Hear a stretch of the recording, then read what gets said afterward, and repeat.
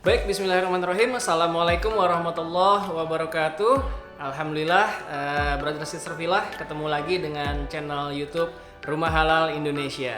Dan kali ini alhamdulillah kita mendapatkan kesempatan untuk bisa ngobrol langsung dengan founder, dengan penggagasnya properti syariah pertama di Indonesia. Siapa itu? Pasti untuk para penggiat properti syariah udah nggak asing lagi dengan beliau ya, karena alhamdulillah nama beliau sudah cukup besar di kalangan para pebisnis syariah di Indonesia, dan terutama di kalangan para pebisnis properti konven ataupun properti syariah. Nah, alhamdulillah hari ini kita bukan untuk mereview rumah-rumah properti syariah yang ada di seluruh Indonesia, tapi kita hari ini akan ngobrol langsung dengan penggagas pertama properti syariah di Indonesia. Nah, bagi brother sister Filah yang ada di rumah, jika ingin bertanya apapun pertanyaannya, silahkan tinggalkan pertanyaan tersebut di kolom komentar atau bisa japri langsung ke admin, nomornya ada di kolom deskripsi ya, biar nggak semakin penasaran obrolan apa aja yang akan kita bahas. Kita langsung aja ngobrol langsung dengan Ustadz Rosyid Aziz. Setelah ini kita akan ngobrol langsung. Come on.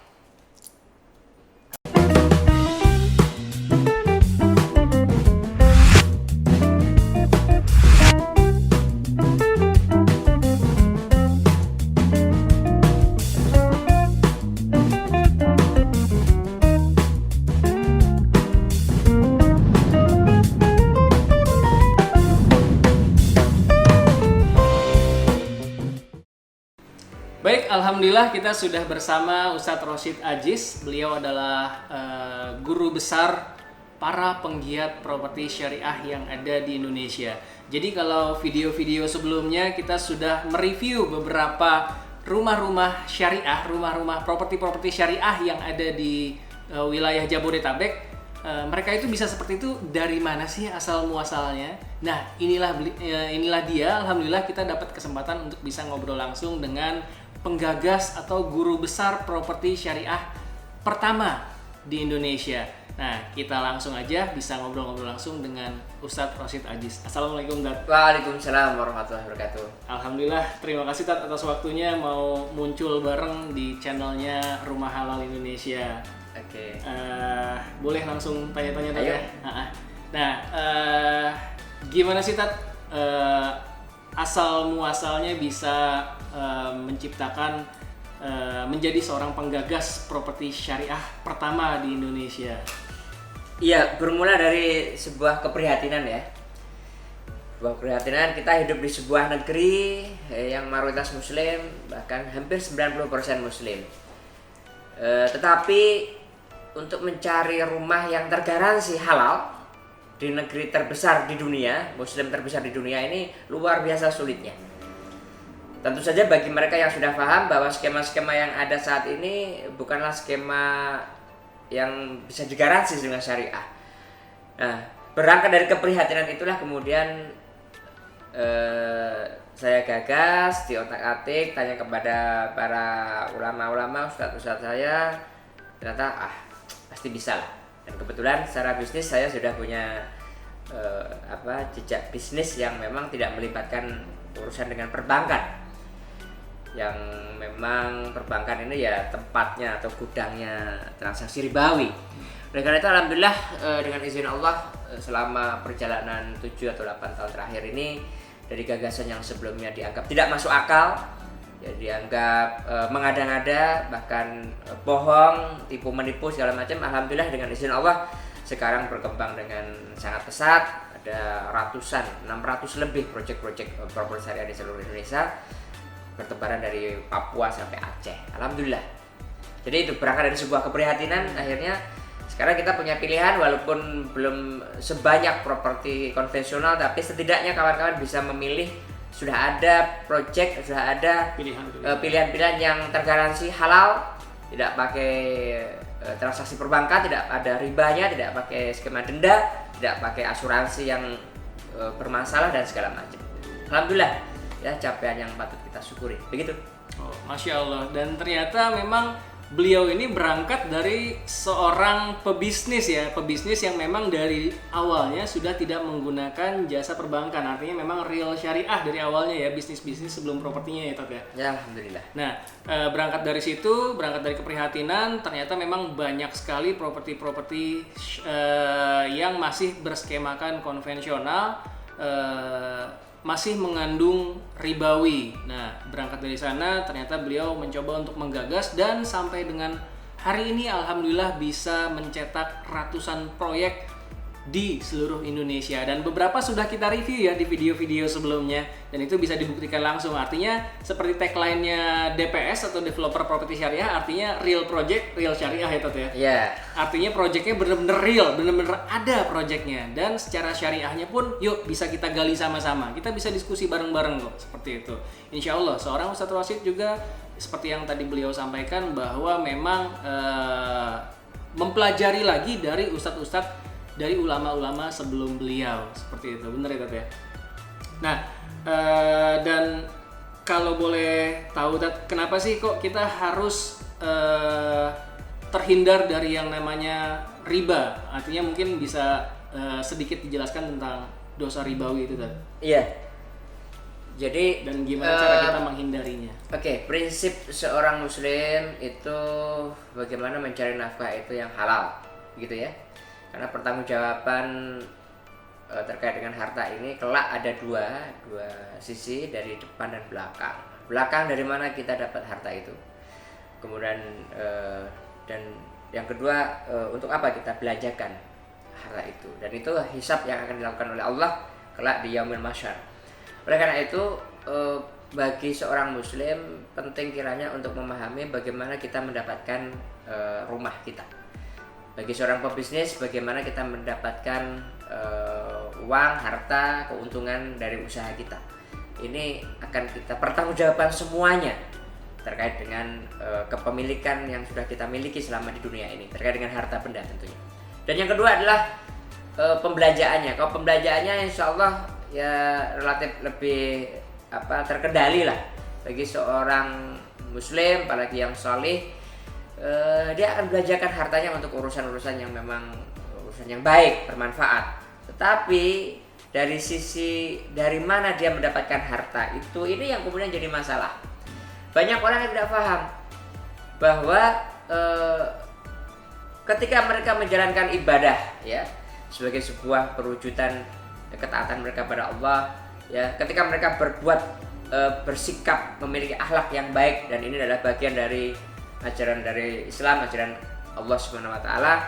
Tetapi banyak orang yang tidak sadar bahwa di dalam muamalah, di dalam bertransaksi, hablum minan nas, hubungan manusia dengan satu lagi, hubungan dengan yang lain, ini juga harus terikat dengan aturan syariah.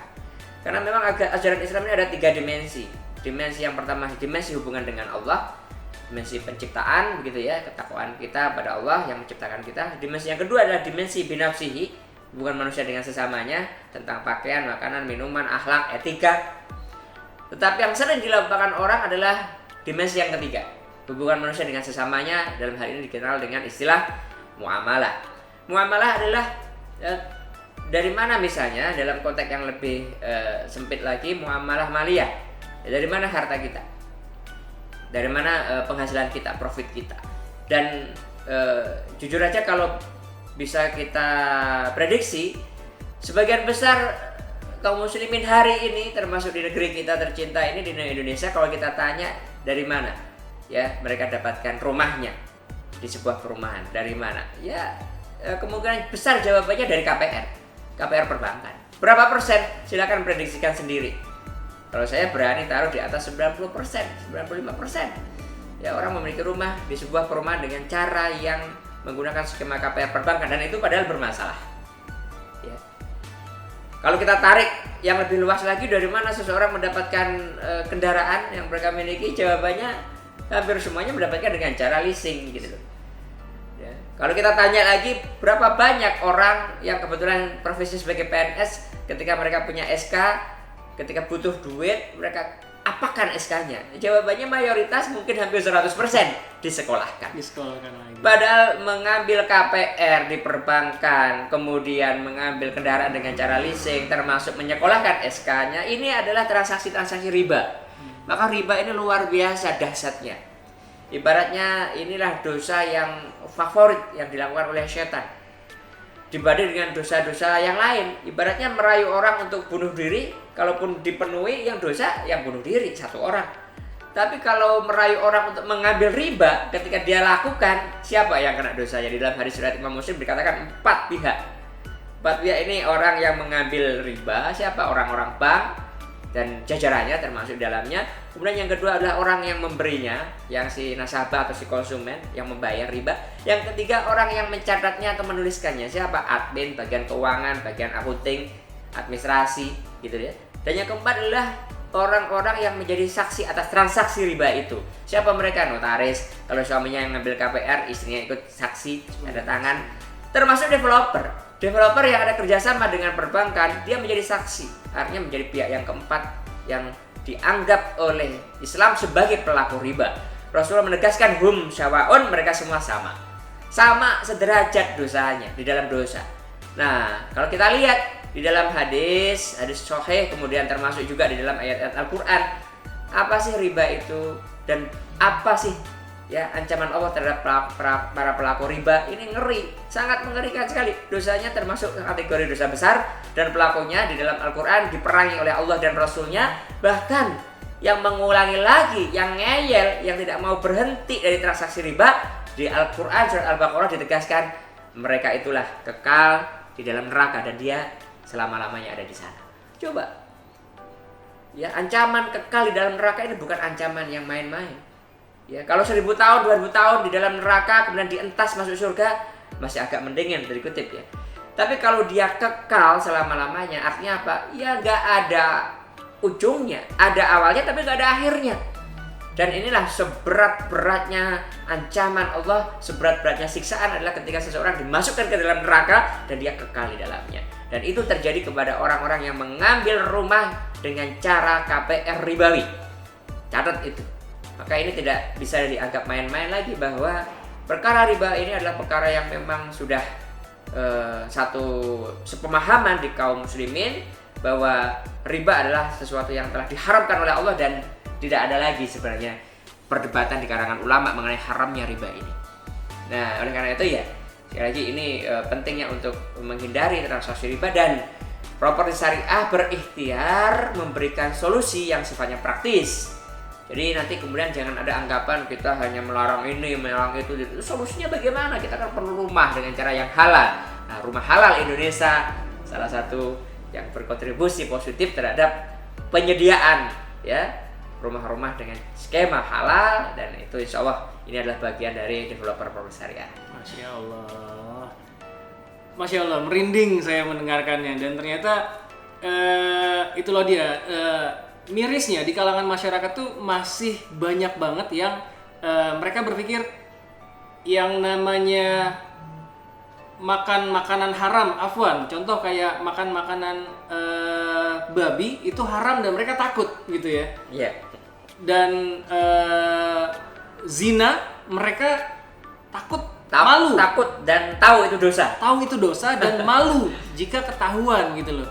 Tapi ketika mereka bertransaksi secara ribawi, walaupun mungkin mereka mengetahui bahwa itu dosa, tapi mereka ternyata ketika dikabarkan oleh perbankan, selamat Bapak Ibu, KPR Anda di-approve, mereka malah mengucapkan Alhamdulillah. Dan disitulah ketika kita mengetahui ternyata kita harusnya mengucapkan Innalillahi wa inna ilaihi rajiun. Ternyata kita baru dibukakannya dosa riba tersebut. Dan ternyata memang dosa riba itu 73 kali lebih dahsyat daripada dosa zina. Orang aja ketahuan berzina malu dan takut itu tuh. Iya. Tapi ternyata orang ketahuan memanfaatkan ribawi itu ternyata mereka malah banyak yang bersyukur. Itu dia mirisnya di dalam hadis dikatakan gini, dirhamun riba yakuluna rajul. Riba 1 dirham yakuluna rajul yang diambil oleh seorang laki-laki ini lebih besar daripada 36 kali berzina.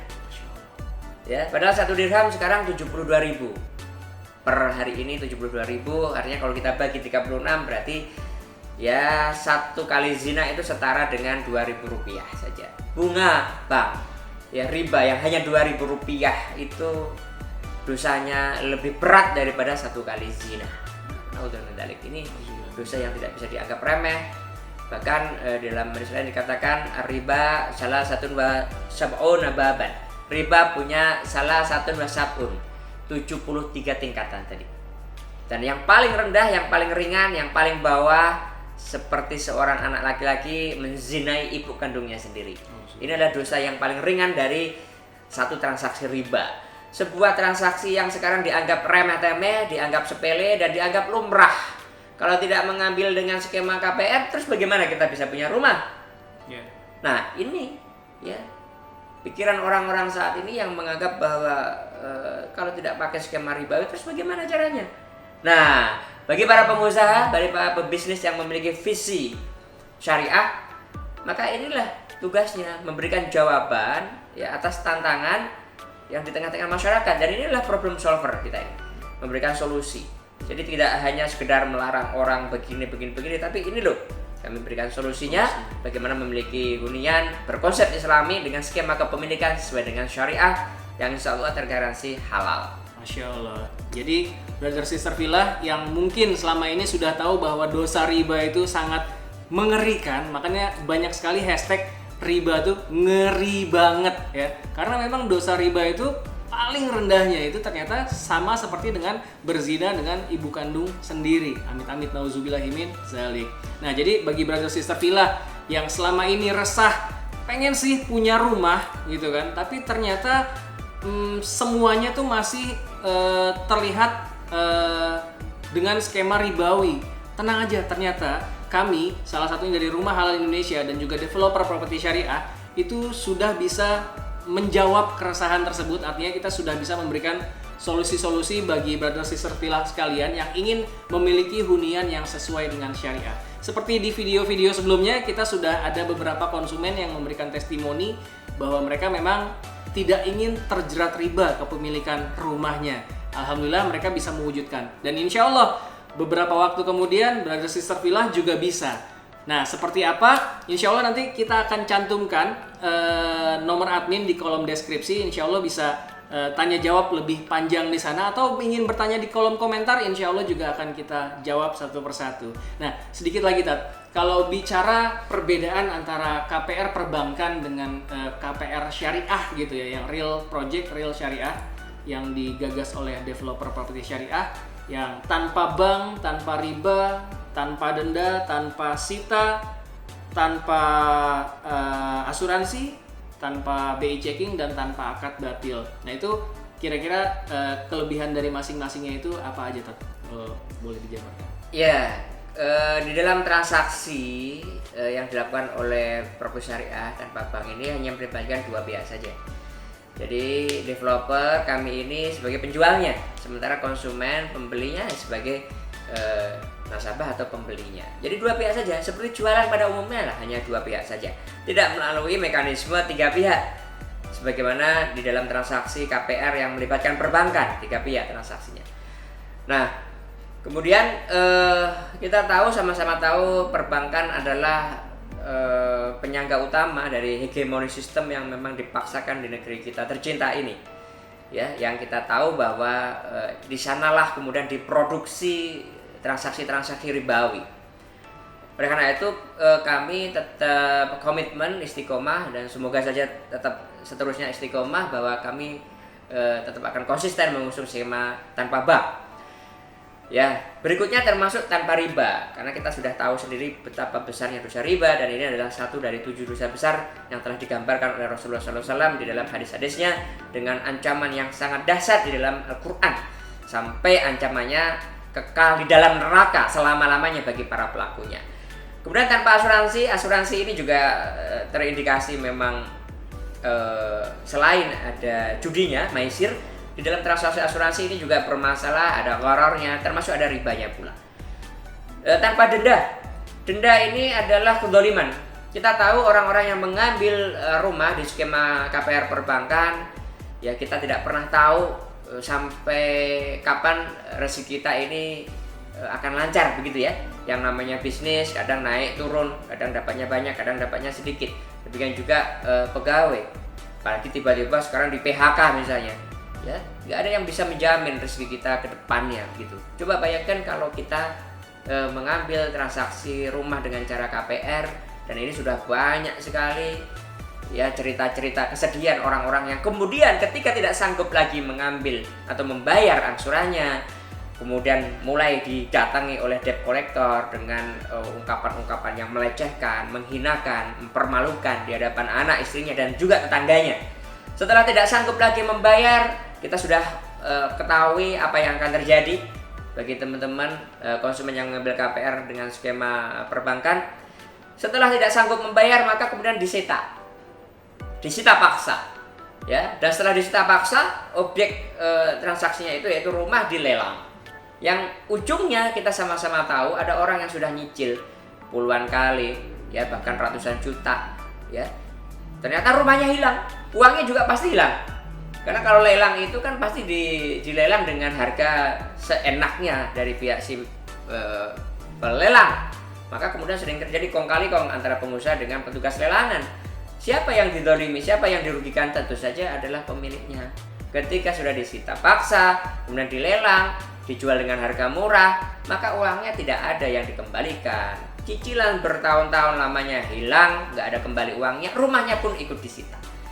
Ini kezaliman, dan kezaliman ini harus kita hentikan. Lantas bagaimana cara menghentikannya? Kami menghentikannya dengan memberikan solusi alternatif. Inilah, kami punya mekanisme sendiri, transaksi hanya dua pihak saja, tanpa ada riba, tanpa ada denda keterlambatan, tanpa ada asuransi, tanpa ada ancaman sita paksa atau lelang-lelangan. Penalti juga nggak ada. Oleh karena itu, ini adalah sebuah ikhtiar bagi kita semua untuk memberikan solusi terbaik bagi teman-teman yang ingin memiliki rumah, memiliki hunian, memiliki properti dengan cara yang tergaransi halal. Ya, tidak ada tipu-nipu, tidak ada kezaliman, dan tidak ada transaksi-transaksi ribawi. Semoga ikhtiar ini menjadikan kawan-kawan kita ya yang ingin memiliki rumah dengan cara yang halal ya bisa diberkahi kehidupan rumah tangganya. Karena bagaimana coba sebuah rumah tangga bisa terbangun dengan sakinah, mawadah, warahmah kalau memulai rumah tangganya saja dengan cara yang salah, dengan cara melanggar syariat, dengan cara ribawi yang itu dilaknat oleh Allah dan Rasulnya. Bagaimana bisa sakinah, pertanyaannya?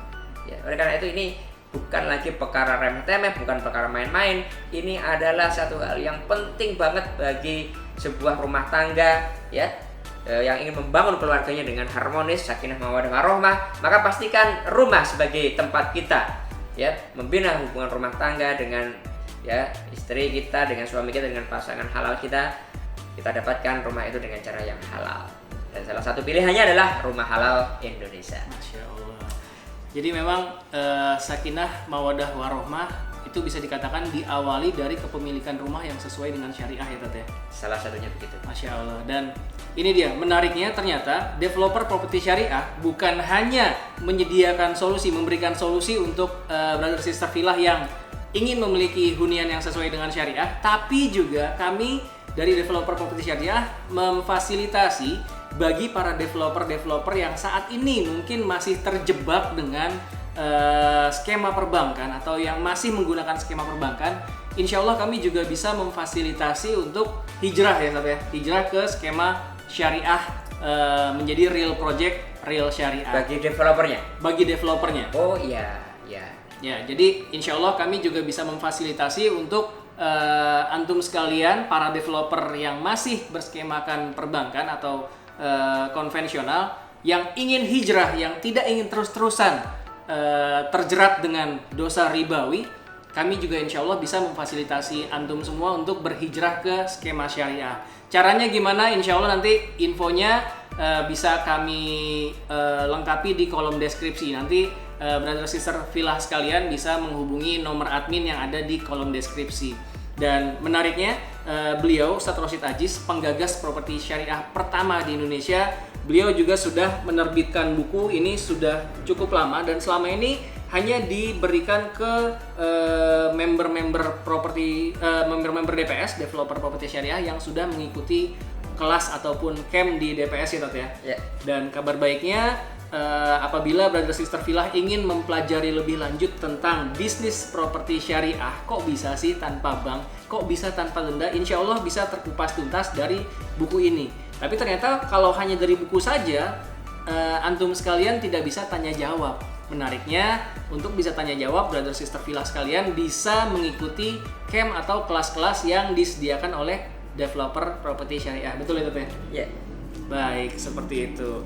Nah, alhamdulillah saat ini mungkin seperti itu dulu, kita bisa bincang lebih dekat, diskusi lebih dekat dengan guru besar properti syariah yang ada di Indonesia. Insya Allah nanti kalau ada kesempatan kita boleh diskusi lagi Tat ya. Kita bisa yang pasti properti syariah insya Allah tidak akan terbendung lagi. Ini akan menjadi bola yang semakin menggelinding, makin membesar.